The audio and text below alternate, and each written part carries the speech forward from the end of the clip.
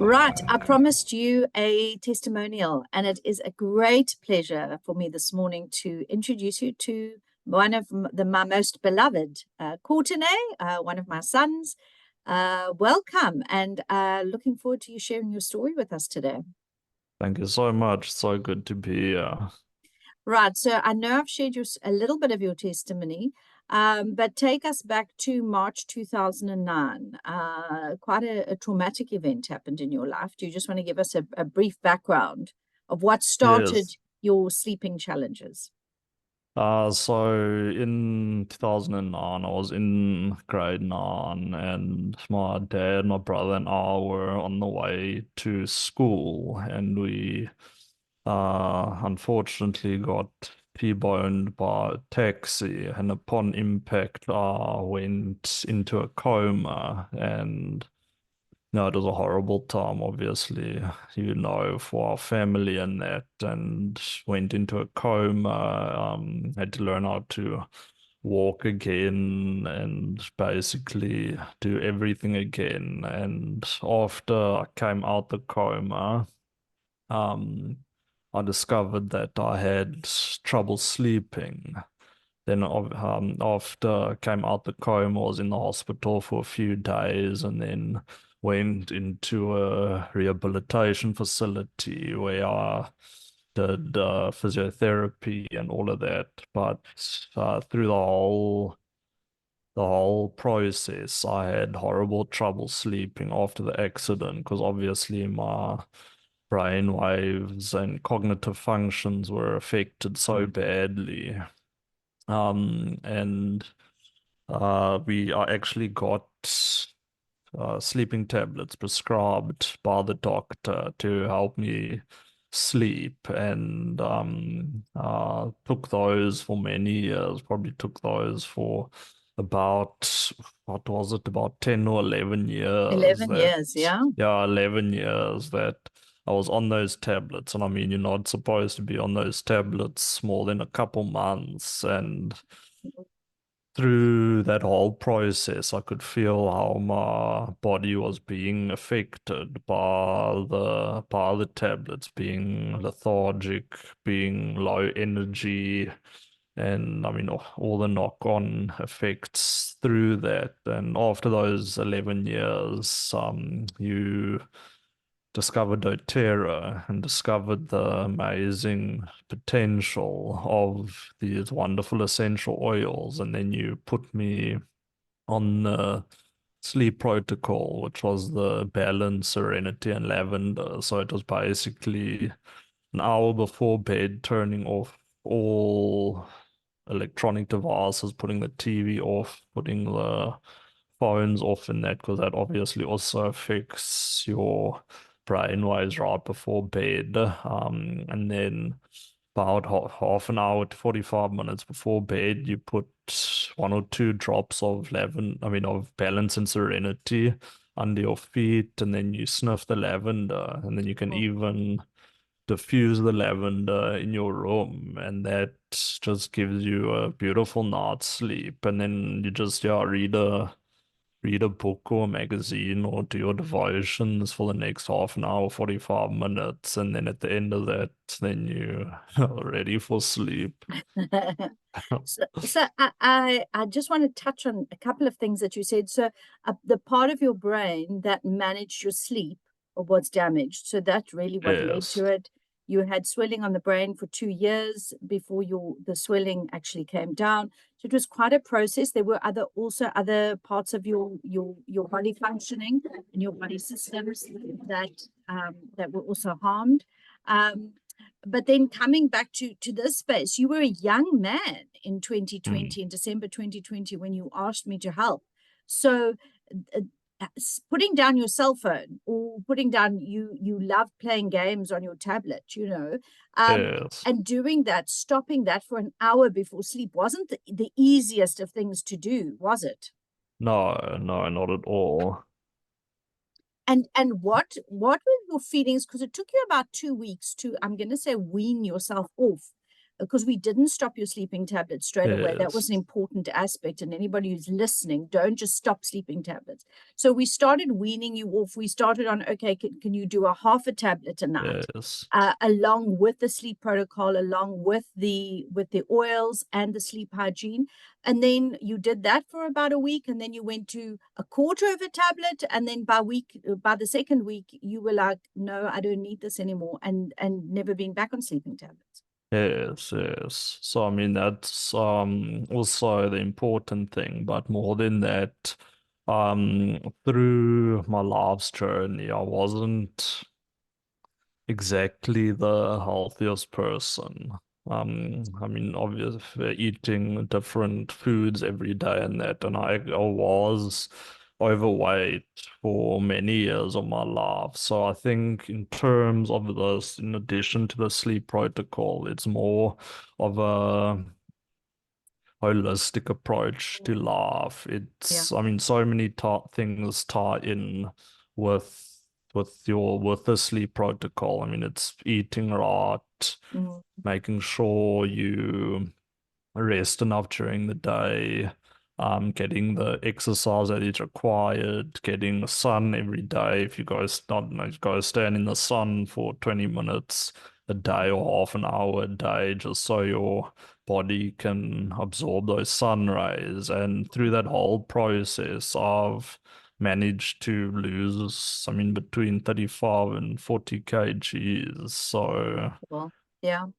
So, I And mean, it's a whole holistic mm, approach to yeah. health and well-being. Also, just go back to maybe that December 2020 when you first started.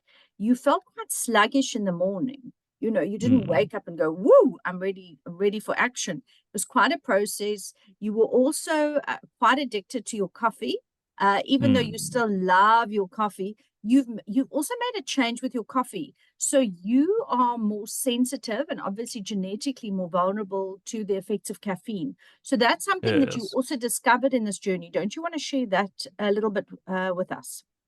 Yes, so obviously with how my brain functions were affected, it changed basically my whole composition and how uh eat things and drink things. So, I mean, I remember after the accident, I went to Selborne, to school in East London, and every year we used to do a big hike every year. So you'd walk. I mean, something 28 was like Ks or something. yeah, Yeah. 30 Ks that you used Yeah. to do. And I mean, that used to be the bane of my existence back at school. Yeah. And the one and the day it was my grade 11 year. So it was 2 years after the accident. I went shopping with my father, and I even remember we went to Spa, and it was early evening, so about 5:30, 6 o'clock, and excuse my dogs there, and then my dad bought me an energy drink, and I mean, I've never been a fan of energy drinks and that. And I had the energy drink, and that was about 5:30, Mm. and it affected me so badly that I didn't sleep at all the next night, Oh, yeah. and I actually had to miss the big hike the next day because my body had been so affected Mm. by the caffeine, the taurine, and all those Yeah. other things Yeah. in the energy drink. Yes. So I had to stay home the next day because I'd been so affected. And since that day, I haven't Mm. touched Another energy energy drink. drinks, Yeah. and or anything at all. And even more than that, with caffeine, I've found that if I have coffee later than, s- say, 12:30, 1 p.m. every day, Mm. if I have coffee after that, it Yeah. affects my sleep horribly because I mean, caffeine stays in your system for 11 or 12 hours or something like Yeah. that. Yeah. So, I mean, I've found that if I have coffee after, like I said, I was 12 or 1, my Mm, yeah. whole process of going to sleep every night is affected. So, Yeah. through this journey, it's all about discovering your body's needs. It's Mm, about mm, learning about what your body needs, what your body wants, and yeah. actually listening to your body at the end of the day. Because I mean, you've only got one body, Sure. and Yeah. it's how you listen to yourself and listen to your needs. Mm. So you don't have coffee generally after 1, 2 o'clock in the afternoon. That's a no-no No, for no, you. yeah, I've stopped at like 12 now, so I have Okay. 1 or 2 cups in the morning, Mm-hmm. And then no and then more, no more then caffeine. no more. Yeah, I probably should say after 12 I'll stop Wow, now. amazing. And again, you've created your own sleep protocol. So you had a basic sleep protocol, and then you then adapted your own sleep hygiene practices that best fit you, your genetic makeup, and your personal unique experience. Yes, Amazing, yes. amazing. Okay, And I and mean, I've even got my wife on board now. I mean, I got yeah. married about a year and a half ago, Well, and next she month it's 2 years. Next month There's it's 2 years. next month it's 2 years that I've been married now, and Sure. she even knows about my sleep protocol, how I sleep, and I mean she's even made jokes about it at that about Yeah. how my whole sleep, how I can't look at any screens or whatever she wants to show me. I mean, she lies next to me in bed every night. Whenever she wants to show me something on the screen, I always tell her, please make sure your phone's in night mode and put the Love it. brightness right down, and then I Yeah. can look. Yeah, love it. Love it. Well, it's just been amazing for you to share your experience. Thank you. And maybe for people who are listening and going, ah, but will it work for me? Just any last thoughts and encouragement from your side? Yeah, like I said previously, it's just all about listening to what your body needs. We all have different genetic makeups and compositions. So what may work for me may not work for another person. But it's just, and also like I said, it's all about the holistic implementation of different practices. It's more than just sleep. It's how you eat, how you Yeah. interact with people as well, and also having the right people in your circle, whether that's friends Mm, or family, people that are going to bring joy and positivity into your life and actually be that light in your life, because it's a whole domino effect between your sleep and how you interact with people every day. So yeah, I think just the whole crux of the matter is just listening to yourself. What do I need? What do I feel like? mm. And then implementing those steps every day, changing. You don't have to start by doing 20 new things a day. Just start with one, Yeah, implement that 100%. for a while, it becomes a habit, and then you move on to the next thing. Mm. Well, thank you so much for your time. So appreciate you so generously sharing your testimony with us. We appreciate you and we value you. Thank Pleasure, you. Till next time. pleasure. Yeah, yeah. Bye. Bye bye.